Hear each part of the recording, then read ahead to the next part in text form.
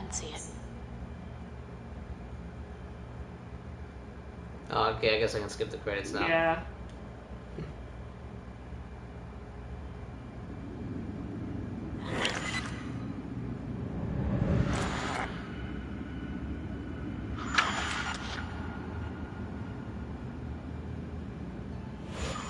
Yo, you send like two like people down there after this whole Yeah, two incident. people after they tell you all this fucked up shit that went down.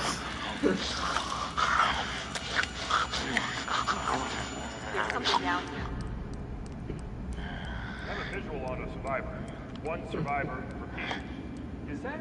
Oh, fuck. Stay back! Stay back! No, no! Stay back!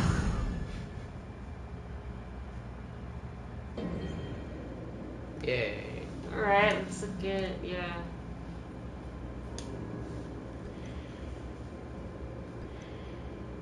I think it's gonna be she survived insulting. Scared Emily faced the dilemma and told the truth. Pushed past Ashley, putting her at risk.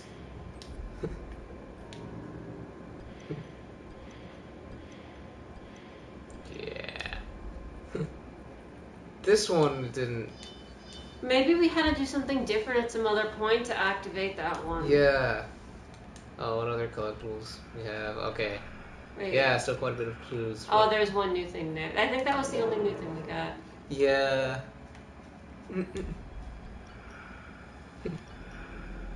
So many totems. Let's see. Sometime after the prospectors. Well, you guys showed up pretty late. Until a cave in We're gonna watch the bonus content now.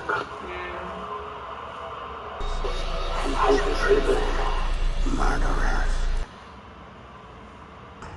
Taunt them with fire.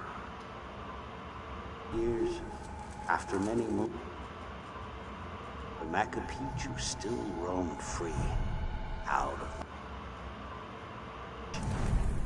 Until one night, a year ago. No, yeah, no, cutting their heads I off was doesn't. finally able It to says get that their into my skin is sight. hard without the fire, so you can't We're not alone. hurt them. Oh.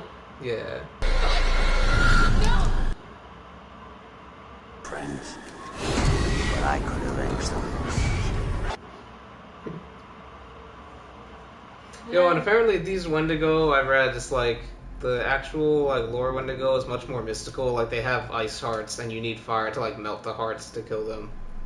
The actual thing. That's cool. Yeah. Ooh, let's take a look at these. Where is the dog actor? We'll probably see. Meet the dog. Started with the great teen horror script that sets the characters in a Teen horror script. Canadian Winter Mountain Lodge. contemporary setting.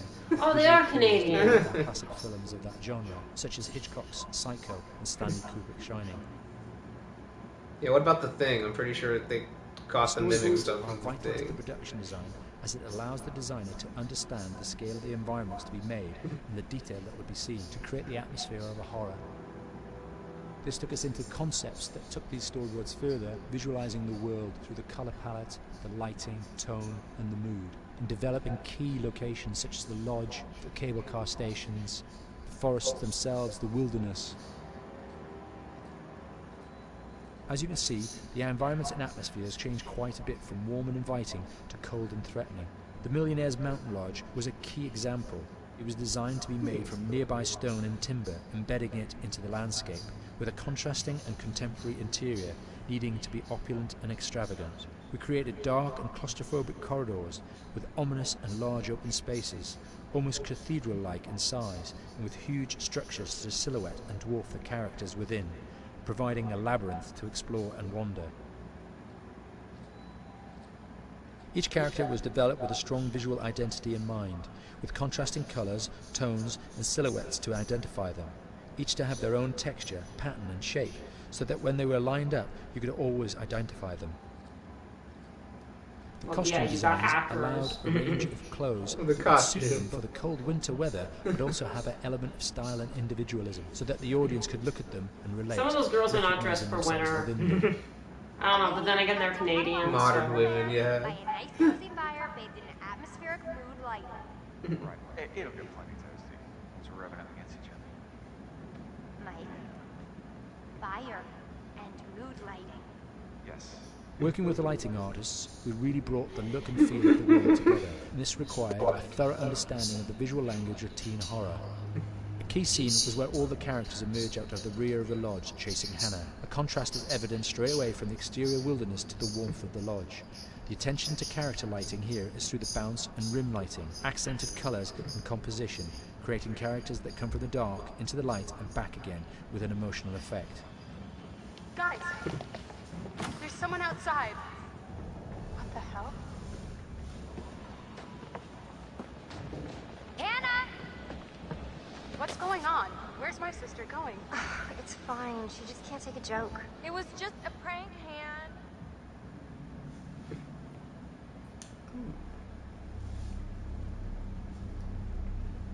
It's probably a trophy for viewing all the It's a game bonus. full of horror.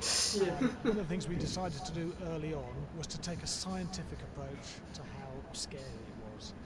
So we did. Of course, so you only experiments test on white measured guys. their responses to it. We created a test area. It's as close to a home setup as we can get it. We've recruited ordinary people to play the game, and we've left them to play it on their own. Who's turning the light off?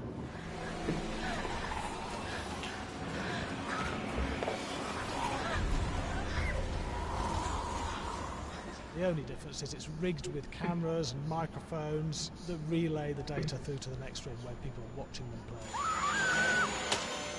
Bracelet here we use for biometric testing. It measures the player's emotional response. It's called a galvanic response sensor. It makes contact with the user's skin and it measures the electrical conductivity across their skin. It's the same principle as an old-fashioned pretty lie cool. detector. When you're stressed, you sweat a little, very sensitive, picks up tiny changes if the player is feeling anxious or scared. That data's fed back to a testing team, comes through as a graph.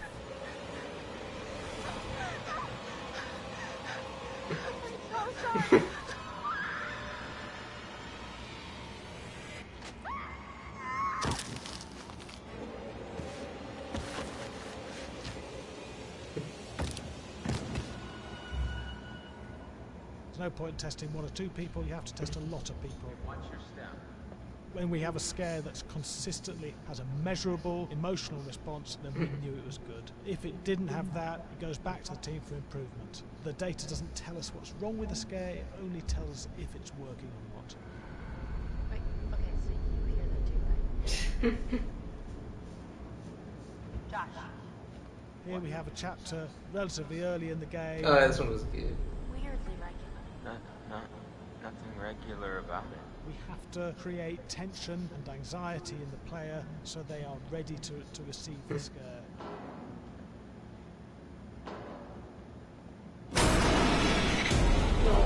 Yeah.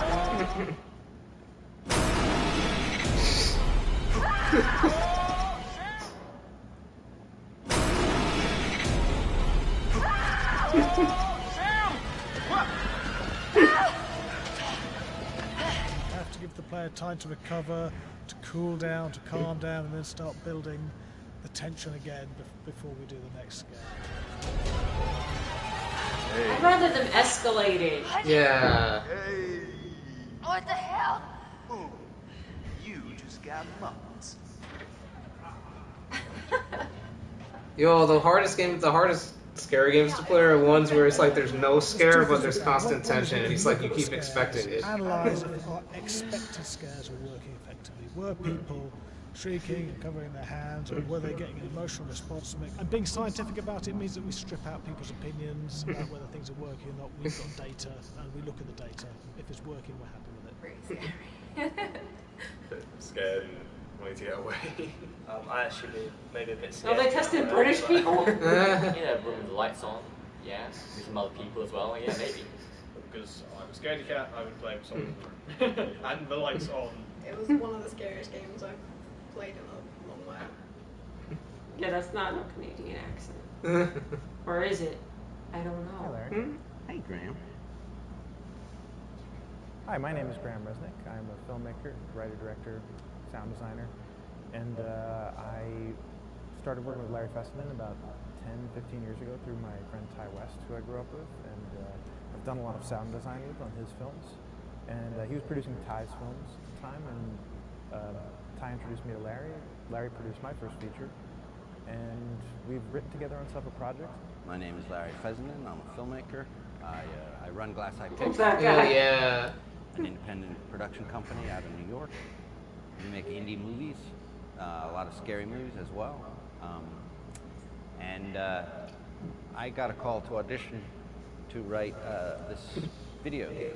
And I called my pal Graham Resnick because Graham is a gamer. And while I thought I could offer something to the idea of writing this multi-branching story, I knew that I would want Graham's expertise as a lover of gameplay, since I guess games were started. So And just as a lover.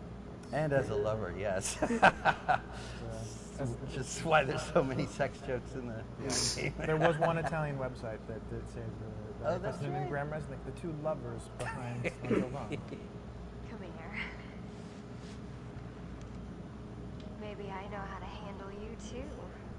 I am definitely ready to be handled. So I wanted Graham by my side.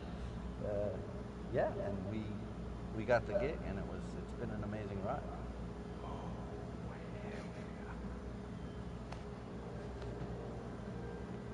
Oh my god.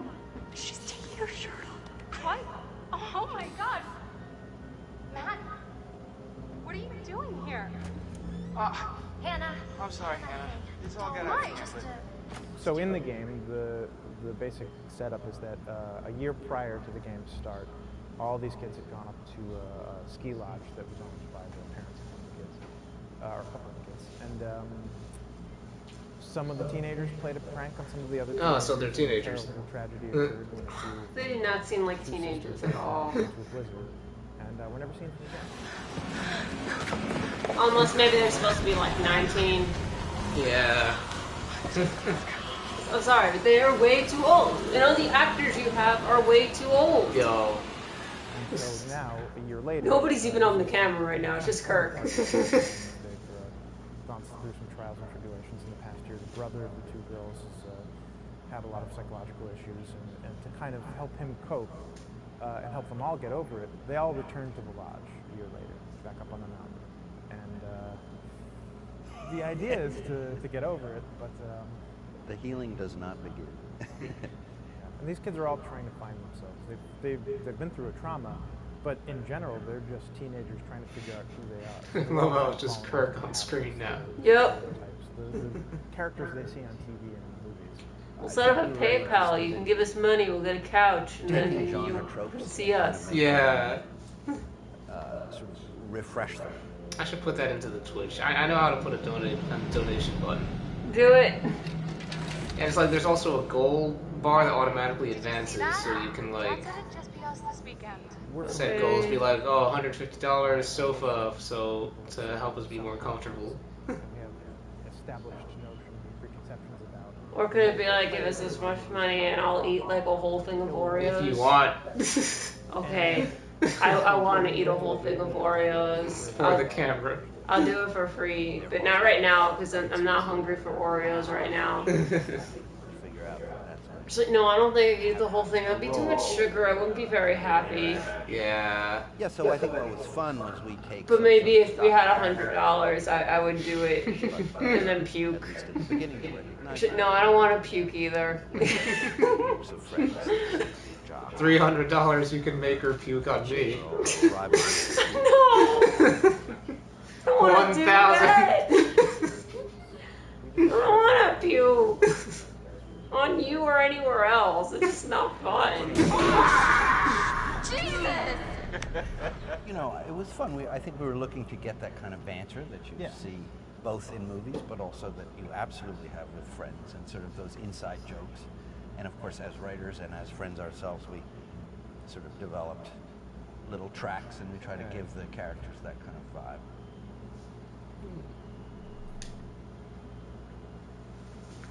All right, scare music. Nails against chalkboard. Oh God!